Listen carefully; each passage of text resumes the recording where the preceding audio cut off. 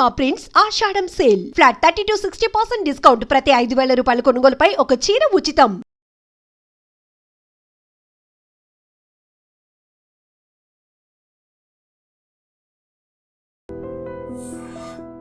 మాదాపూర్ చిట్టమ్మ అనే ఆమె పానగల్ దళంలో దళ కమాండర్గా ఉంటూ దళం మెంబర్గా ఉంటూ చాలా కార్యక్రమాలు చేశారు.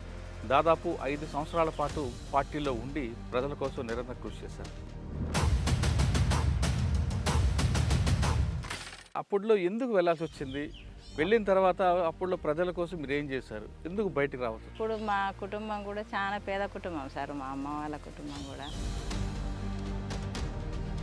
రెడ్ అంగి వేసుకున్నాడని కూడా, నువ్వు ఈ అంగి మీ అన్న ఇచ్చిపోయిందా, నాకు సలైట్లు ఇచ్చిపోయినరా, ఈ అంగి నీకు ఎందుకు ఈ అంగి వేసుకున్నావు అని చెప్పి.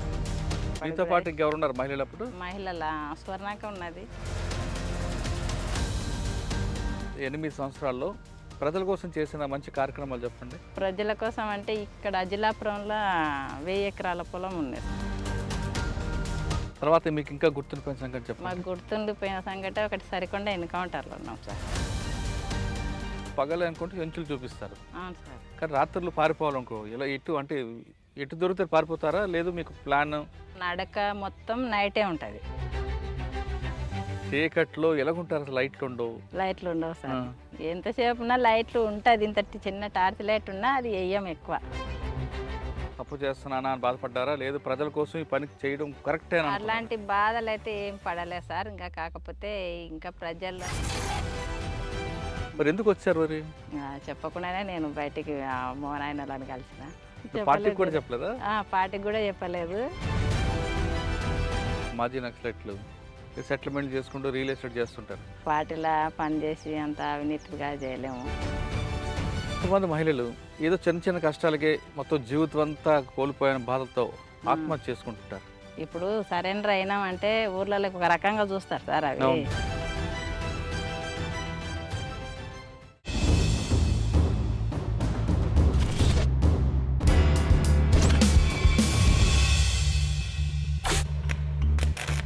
Welcome to I dream. గతంలో గ్రామాల్లో ఉన్న పరిస్థితి ప్రభావంతోనో లేదా భావజాల ప్రభావంతోనో కొంతమంది యువకులు అడవిబాట పట్టారు. అప్పట్లో పీపుల్స్ వార్లో చేరి వాళ్ళు అడవిలో ఉండి అక్కడున్న ప్రజలతో పాటు చుట్టుపక్కల గ్రామస్తుల యొక్క అభివృద్ధి కోసం నిరంతరం కృషి చేశారు. వాళ్ళు ఆ విధంగా కృషి చేయబట్టే అప్పట్లో ప్రభుత్వాలు కిందకు వచ్చి ప్రజలకు కావాల్సిన మౌలిక సదుపాయాలతో పాటు వారి హక్కులు కాపాడంలో పీపుల్స్ వారి యొక్క పాత్ర ఎంతైనా ఉంది. అంటే ప్రభుత్వాల కిందకి రాగడానికి ప్రధానంగా పీపుల్స్ వార్ చేసిన ఉద్యమే ఈ స్థాయికి వచ్చింది.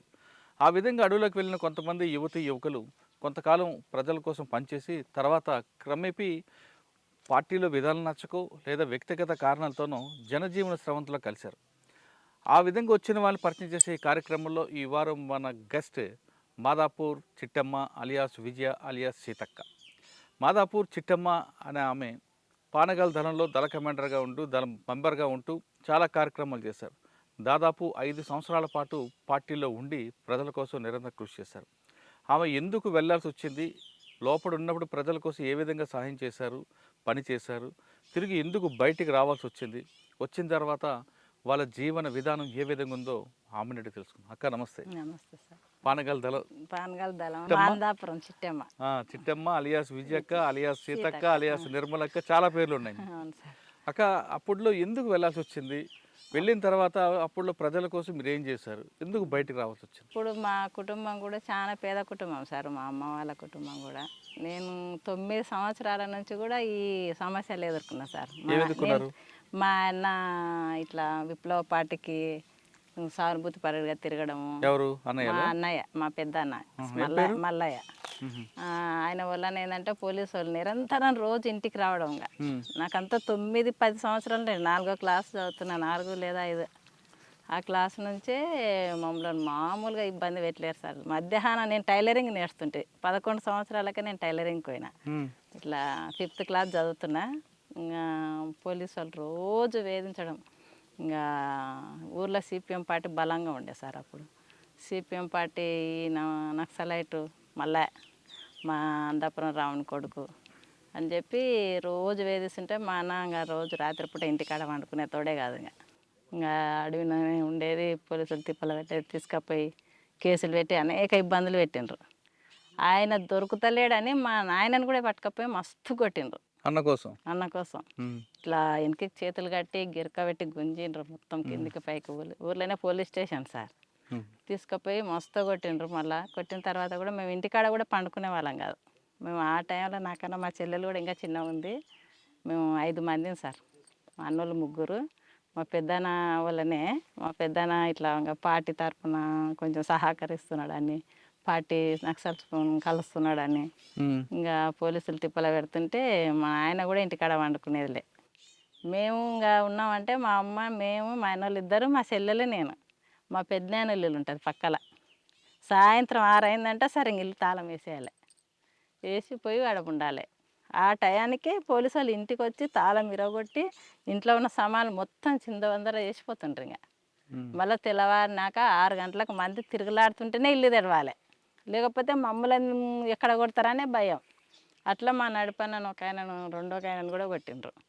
సాయంత్రం కాగానే కొద్ది రెడ్ అంగి వేసుకున్నాడని కూడా, నువ్వు ఈ అంగి మీ అన్న ఇచ్చిపోయిండా, నక్సలైట్లు ఇచ్చిపోయినరా ఈ అంగి, నీకు ఎందుకు ఈ అంగి వేసుకున్నావు అని చెప్పి, ఎక్కడ పోయిండు మీ అన్న మీ నాయన అని చెప్పి మస్తు కొట్టేవాళ్ళు. మస్తు భయపడుతుంటే నేను టైలరింగ్కి పోతే మధ్యాహ్నం అన్నానికి కూడా వచ్చేదాన్ని కాదు. ఇంకా వచ్చి పట్టుకుంటారు, ఇంకా ఏం అడుగుతారా అని చెప్పి పోలీసుల భయం భలే విపరీతంగా ఉండలేదు సార్. అలా విపరీతంగా ఉండడంతో ఇంకా ఈ జనార్దన్ కూడా అప్పటికే మా నాయనకు మేనమామ కొడుకు. అప్పటికే పార్టీలో ఉన్నాడు. ఈయన మా అన్న అందరూ ఇంకా ఒకటే అంచున తిరిగిన వాళ్ళే ఊర్లో.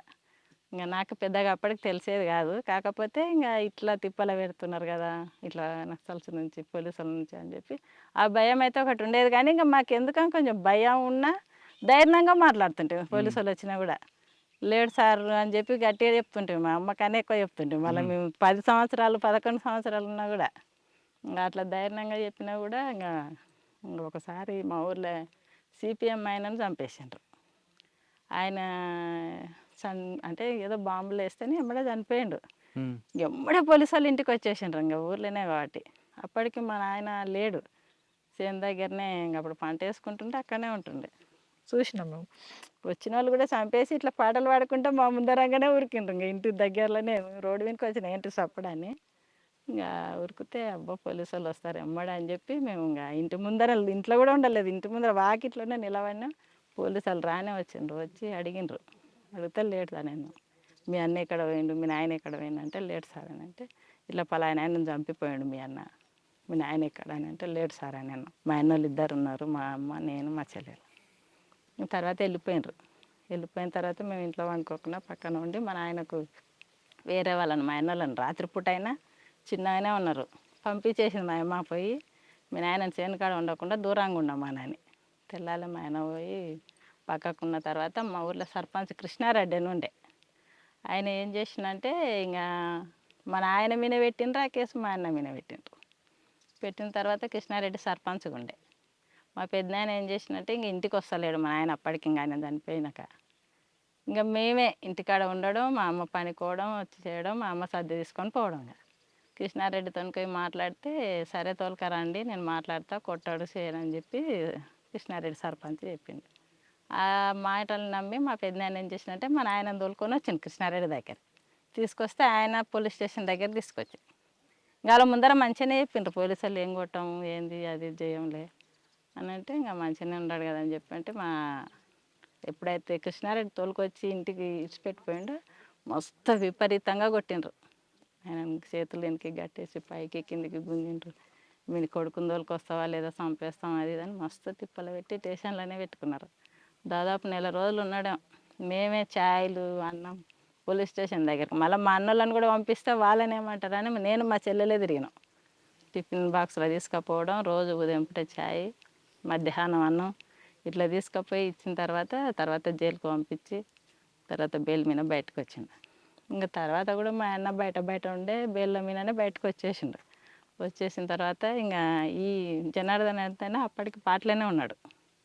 ఇంకా అప్పుడు ఇంటి దగ్గర లేడు ఆయన చనిపోయినప్పుడు కూడా. ఆయన ఎవరు సిపిఎం అయినా నరసింహ అని ఆయన చంపేసిండు.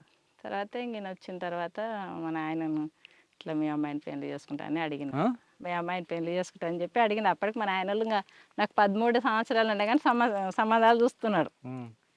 ఇంకా అటు ఇటు సంబంధాలు చూస్తుంటే కూడా అడిగితే సరేలే అని చెప్పి ఇంకా దూరం కాదు కదా, కేసులు ఉన్నాయి మా కళ్ళ లేవా కేసులు అనే ధైర్యంతోనే మన ఆయన ఇంకా సరేలే అని ఒక చెప్పి ఇంకా పెళ్లి చేసిండు. పెళ్లి చేసినాక పెళ్లి మేనమామ చేసే వరకు మీరు లోపలికి వెళ్ళలేదు? వెళ్ళలేదు సార్. నాకు అప్పటికి ఇంకా ఈ కుటుంబంలో నక్సల్స్ సమస్యల మీద అయితే కొట్లాడుతున్నాం, మస్తు ఇబ్బందులు పడుతున్నాం, తిండికి లేక తిండి ఉంది ఇంకా మామూలుగా కాదులే, ఇంకా మస్తు సమస్యలు. ఇంకా అప్పటికే ఇంకా ఈ జనార్దన్ పోయిండు, అప్పుడు ఇంకా సరెండర్ అయినాడు. జనార్దన్ అప్పటికి లోపల ఉన్నారు ఉన్నాడు ఉన్న విషయం తెలిసి కూడా పెళ్లి చేసుకున్నారా? ఎందుకు? ఇంకా ఈ ఈ కేసులు అనేది మాకు మామూలుగా అయింది, ఇంకా పెద్ద లెక్కలెక్క తీసుకోలే అసలు. ఇంక ఏమైంది, ఆయన పోయిండు వచ్చిండు బతాడు కదా, ఇంకా మా కల్లా లేవా అని చెప్పి మా అన్నలకు కూడా ఉన్నాయి, మా అన్నకు కూడా మా పెద్దన్నకు కూడా. ఇంక ఊర్లో గ్రామంలో అప్పుడు పెద్ద కేసులు అంటే కూడా పెద్ద పట్టించుకొని భయపడే పరిస్థితి లేనేలేదు అసలు. పోలీసులు ఆ స్థితికి తీసుకొచ్చిండ్రు. ఇంకా ఇప్పుడైతే కొంచెం కేసులు అంటే కూడా భయపడతారు, కానీ ఇంకా అప్పటికి మాకు పెద్దగా ఆలోచన కూడా కేసులు ఉన్నాయి కదా ఎట్లా చేసుకోవాలనే ఆలోచన కూడా లేదు. ఇంకా సరేలే సార్ అని మా నాయన కూడా ఓకే అన్నాడు. ఇంకా వాళ్ళు కూడా మాట్లాడుకొని పెళ్లి చేసుకున్నాం. 94లో పెళ్ళి అయింది. 94 4వ నెల 28 అనుకుంటా సార్. ఇంకా అప్పటికి కూడా మళ్ళీ వేధింపులు తగ్గనే లేదు.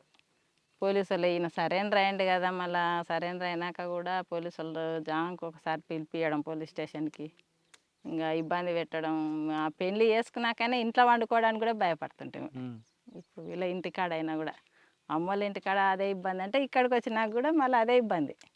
ఇంకా ఇక్కడ అంటే ఇక్కడ పక్కకు మిద్దెల మీద వాడుకోవడం, రాత్రిపూట తెల్లాలు వచ్చి లేపుకపోతుండ్రి. ఇంకొకటి తోముకుంటానే మా ఊరి దగ్గరనే ఉంటుంది, పక్కలనే లోకస్వామి అని ఉండే, ఆయనను ఇట్లనే సరెండర్ అయితే తీసుకుపోయి ఎన్కౌంటర్ చేసిండ్రు.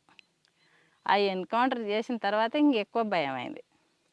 ఇప్పుడు అనవసరంగా పాటలో ఉండి ప్రజల కోసం చేతనైనంత వరకు మనకు సాధ్యమైన వరకు కొట్లాడైనా చనిపోయిన ఒక లెక్కలా ఉంటుంది, కానీ అనవసరంగా పోలీసుల చేతుల పడి చనిపోయేటట్టుంది అని చెప్పి బాగా దృష్టిలో పడేది. ఈయన నాకు చెప్పడం స్టార్ట్ చేసిండు.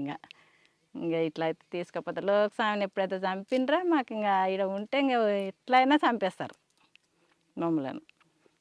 ఇంకా ఆయన ఎట్లా తీసుకుపోయినా అట్లా నైట్ పూట తీసుకున్నా. నాకన్నా ఎక్కువ జనార్దన్నే, నాదంటే పెద్దగా లేదు అప్పటికి. ఇంకా జనార్దన్ని తీసుకుపోయి రాత్రిపూట ఎప్పుడు తీసుకుపోయి ఎప్పుడు ఏం చేస్తారు అసలు ఆయనైనా లోకస్వామి నైటే తీసుకుపోయి తెల్లాలి ఎన్కౌంటర్ చేసేసిండ్రు.